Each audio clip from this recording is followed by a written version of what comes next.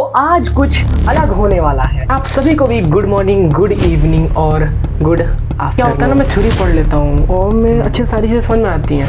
कई सारे मेरे दोस्तों को यहाँ पर होता भी होगा, लेकिन क्वेश्चन ही नहीं बनता मुझसे। बुक लेके स्कूल डेली जाना ज़रूरी है। PYQs का जहाँ तक बात है तो मैं तुम्हें बताते रहता हूँ कि 10th का इतना क्रेज़ बनाया गया, इतना हाइप बनाया गया है, तो मतलब सच में 10th इतना हार्ड है सर।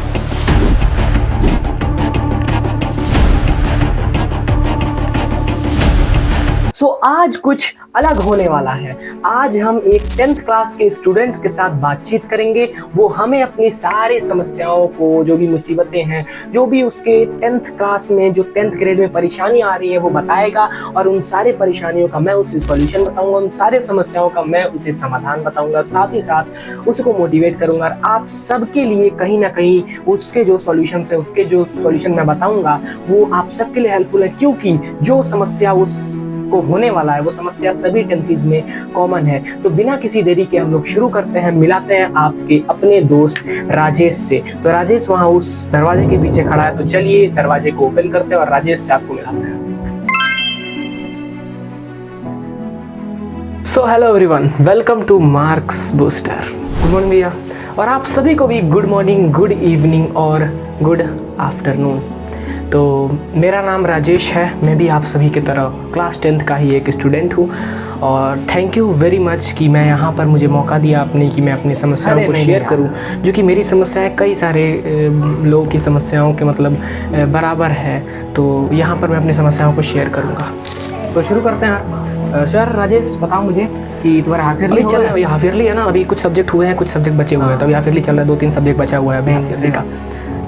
हाँ, मेरा एक बहुत बड़ा सवाल है ना भैया कि मतलब मैं याद करके सब जाता हूँ, पढ़ के सब जाता हूँ, है ना, सारी चीज़ें पढ़ के एकदम बढ़िया से जाता हूँ कि नंबर एकदम अच्छे लाने हैं, लेकिन क्या होता है एग्जाम में सब गायब हो जाता है, समझ ही नहीं आता क्या लिखना है यहाँ पर, है ना, मतलब याद ही नहीं रहता है। तो वो कैसे, मतलब क्या करूँ? मैं तो सोचता हूँ मैं समझ गया बोर्ड्स में क्या होगा अगर ऐसा चलता है। बहुत सारे बच्चों को ये परेशानी हम देखते हैं, केवल तुम्हें नहीं, मैंने कहा ना कॉमन है तुम्हारी और उनकी परेशानी।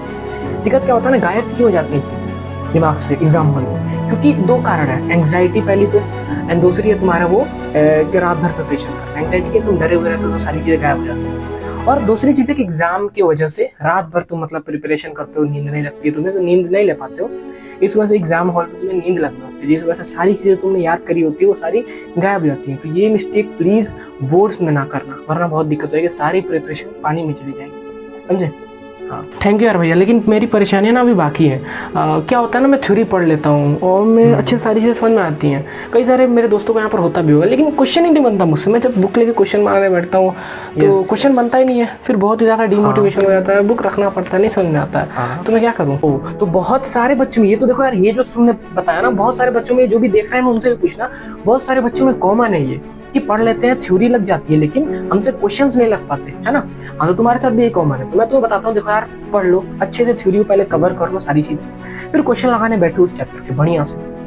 क्वेश्चन नहीं लगते, सॉल्यूशन देखकर लगाओ, और फिर सॉल्यूशन देखो फिर लगाओ। क्या है कि जब तुम सॉल्यूशन देखो तो अप्रोच समझो कि कैसे क्वेश्चन हुआ है, जैसे तुम करते नहीं होगे आई हो, तो अप्रोच समझ लो, 3-4 क्वेश्चन, 10-15 क्वेश्चन लगाओगे, अप्रोच समझोगे, इजीली क्वेश्चन बनने लगेंगे। अब से ऐसे ही ट्राई करना, पहले अप्रोच समझना, सॉल्यूशन देखना, कोई दिक्कत नहीं है, फिर लगाना उसे अपने मन से, खुद से अपने आप होना शुरू हो जाएगा। मैंने भी ऐसे ही किया था अपने टाइम का। ओके, तो भैया एक बहुत बड़ा मतलब मेरी परेशानी में सवाल है कि स्कूल डेली जाना जरूरी है क्या? स्कूल मतलब डेली स्कूल जाना 6 दिन पूरा वीक में जरूरी? मेरे बैकलॉग है। हाँ, मैं समझ गया तुम क्या कहना चाह रहे हो, कि मतलब कई सारे बच्चों का ये सवाल है कि भाई स्कूल जाएं, डेली जाएं, डेली स्कूल जाना जरूरी है क्या? हम तो घर पे ही पढ़ते हैं। तो देखो यार, तुम्हारा सवाल में, सबका सवाल मैं क्लियर कर देता हूँ। देखो बहुत ध्यान से सुनना, स्कूल तुम डेली जाओ, अगर तुम्हारे बैकलॉग्स है तो सैटरडे को एब्सेंट कर दो, सैटरडे संडे तुम बैकलॉग्स क्लियर कर सकते हो इजीली, है ना। तो सैटरडे संडे को बैकलॉग्स क्लियर करो।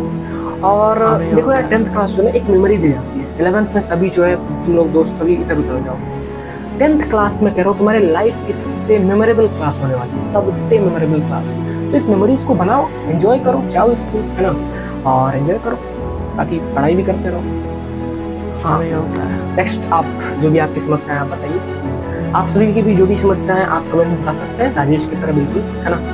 यस यार, देखो ये मेरी एक बहुत बड़ी एक समस्या है ना कि सब कहते हैं PYQs लगाओ। तो मतलब आपसे मेरा सवाल है कि कितना PYQs लगाएं, है ना, और कितने साल का लगाएं? तो देखो यार, PYQs का जहाँ तक बात है तो मैं तुम्हें बता दे रहा हूँ कि PYQs मतलब लगाने ज़रूरी होती है, इंपॉर्टेंट होता है। बहुत बारी PYQs रिपीट भी होता है, तो ऐसा नहीं करना कि PYQs नहीं लगाना, लगाओ 5-6 साल के मैं कहता हूँ PYQs लगा लो, मतलब वो अभी मत लगाओ, क्वेश्चन प्रैक्टिस जहाँ से भी कर सकते हो बाकी बुक से। PYQs अभी मत लगाना, PYQs लास्ट में लगाना, वो मैं तुम्हें फ्री में अभी प्रोवाइड कर भी चुका हूँ। जो भी PYQs तुम लगाओगे ना, वो सारे PYQs यहाँ पर मैं फ्री में प्रोवाइड कर चुका हूँ। मैं कहता हूँ कि तुम्हारा पैटर्न चेंज हुआ है पेपर का इस बार, तो PYQs लगाना है ना, 5-6 साल के लगा लेना, कोई दिक्कत नहीं है, लेकिन sample question paper latest pattern पे ज़्यादा लगाना। लेटेस्ट पैटर्न पे जितना सैम्पल क्वेश्चन पेपर लगाओगे उतना सही रहेगा। मतलब भैया ये सारी चीज़ें जो बुक्स वुक्स है वो सब बाई करना पड़ेगा? बाई नहीं करना पड़ेगा, यहाँ पर सारी चीज़ें यहाँ पर फ्री मिलेगी। जो है हम जो है मतलब PYQ पहले फ्री दे चुके हैं, तुम जाओ मेल करोगे तो PYQ तुम्हें फ्री मिल जाएंगे, सारे के सारे PYQ सब सब्जेक्ट के, सब साल के 10 साल पहले वो मिल जाएंगे। उस समय जाकर सैम्पल पेपर भी फ्री में दे दूंगा। मन करता है तो तुम्हारा अगर मतलब तुम बाई कर सकते हो तो कर सकते हो भाई, कोई दिक्कत नहीं भाई। मतलब एक बहुत इंपॉर्टेंट चीज़ है ना, मतलब मैं सोचते रहता हूँ कि 10th का इतना क्रेज़ बनाया गया, इतना हाइप बनाया गया है, या मतलब सच में 10th इतना हार्ड है, सच में हमारा मार्क्स स्कोर करना इतना मुश्किल है। तो देखो यार, क्रेज़ की अगर बात करो तो क्रेज़ बनाया गया है, स्कोर करना बिल्कुल हार्ड नहीं है, आसान है, बिल्कुल आसान है। मतलब इवन तुम सोचो 2-3 महीने में पढ़कर 90+ ले आते हैं बच्चे, तो बहुत आसान है। 11th के कंपैरिजन में तो हलवा है, उतना हार्ड नहीं है। डेली पढ़ोगे कुछ कुछ तो हो जाएगा, इजीली हो जाएगा। तो मतलब इतना हाइप और इतना क्रेज है ना, इतना वो तो देखो यार, क्रेज तो मार्केटिंग स्ट्रेटजी है, बिजनेस स्ट्रेटजी है। मतलब अगर आपके मन में क्रेज नहीं बनेगा, हाइप नहीं बनेगा उस चीज़ को लेकर, तो आप बुक्स नहीं बाई करोगे, अपना कोर्सेज नहीं बाई करोगे, समझ रहे हो? अब इससे दिक्कत भी आ जाती है क्या कि मतलब हमने क्या करा, एक बुक खरीद लिया, एक कोर्स खरीद लिया, ठीक है बढ़िया, 10th के लिए, अगले दिन एक और नया बुक लॉन्च हो गया, एक और नया कोर्स लॉन्च हो गया, फोमो हो जाता है इंसान को, तो भाई वो भी खरीद लेता है। ओके, थैंक यू भैया वेरी मच, ये सारी चीज़ें क्लियर करने। मैं इस फोमो में कभी नहीं फंसने वाला हूँ। अब मैं उम्मीद करता हूँ कि जितने मेरे दोस्त देख रहे हैं वहाँ पर, वो भी कभी फोमो में नहीं फंसेंगे, है ना? कमेंट में ज़रूर बताइएगा आप सभी। और मेरा आखिरी सवाल आपसे ये है ना कि राइटिंग ना, क्या है भैया, मेरी राइटिंग बहुत ख़राब है, मैं बहुत मतलब ख़राब लिखता हूँ, तो सब कहते हैं ना कि राइटिंग तेरी बहुत ख़राब है, तेरी राइटिंग सही नहीं है, मतलब क्या बोर्ड्स में उससे नंबर कटते हैं क्या? अच्छा नहीं, तो राइटिंग मैटर नहीं करता। देखो यार, राइटिंग तुम्हारा ऐसा होना चाहिए बस कि समझ में आए, जो चेक कर रहा है उसको बस समझ में आना चाहिए। यस, सो थैंक यू भैया मुझे यहाँ पर अपने समस्याओं को शेयर करने के लिए, देने के लिए, और आप सभी को भी बहुत बहुत शुक्रिया मेरी समस्याओं को सुनने के लिए। कहीं ना कहीं आपकी समस्याएं और मेरी समस्याएं सेम है, क्योंकि मैं राजेश 10th का स्टूडेंट हूँ, तो आप सभी मुझसे रिलेट कर पाएंगे। सो बाय एवरीवन, मिलते हैं कभी नेक्स्ट वीडियो में। अगर मिलना हुआ तो राजेश आप फिर मुलाकात करेंगे, और उम्मीद है आपको मैं पसंद आया, राजेश पसंद आया हो तो कमेंट बताइए कि राजेश कैसा लगा। चलिए ये यहीं इस वीडियो को ख़त्म करते हैं।